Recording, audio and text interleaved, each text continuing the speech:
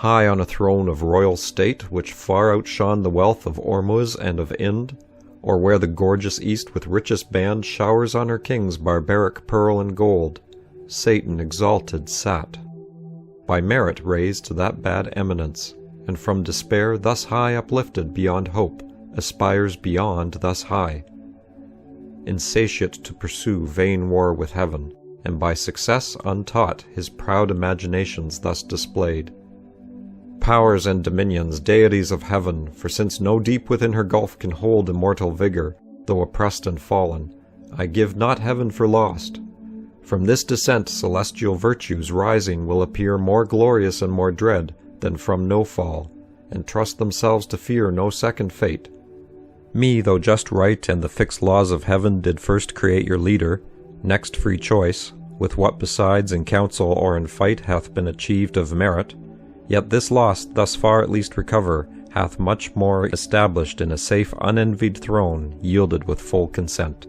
The happier state in heaven which follows dignity might draw envy from each inferior, but who here will envy whom the highest place exposes foremost to stand against the thunderer's aim, your bulwark, and condemns to greatest share of endless pain?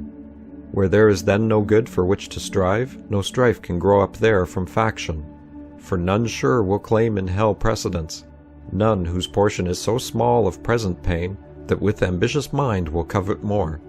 With this advantage then to union, and firm faith, and firm accord, more than can be in heaven, we now return to claim our just inheritance of old, surer to prosper than prosperity could have assured us, and by what best way, whether of open war or covert guile, we now debate. Who can advise may speak. For what place can be for us within heaven's bound, unless heaven's Lord supreme we overpower? Suppose he should relent and publish grace to all on promise made of new subjection. With what eyes could we stand in his presence humble, and receive strict laws imposed, to celebrate his throne with warbled hymns, and to his Godhead sing forced hallelujahs, while he lordly sits our envied sovereign, and his altar breathes ambrosial odors and ambrosial flowers, our servile offerings? This must be our task in heaven, this our delight. How wearisome eternity so spent in worship paid to whom we hate!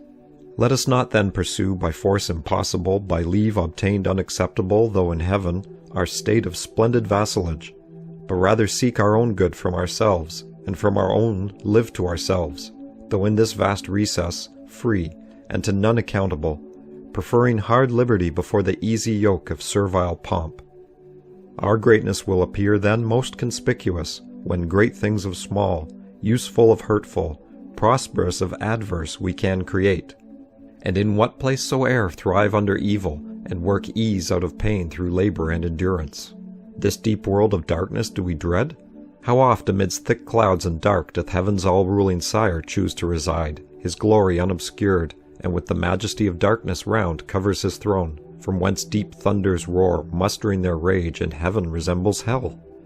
As he our darkness, cannot we his light imitate when we please? This desert soil wants not her hidden luster, gems and gold, nor want we skill of art from whence to raise magnificence. And what can heaven show more?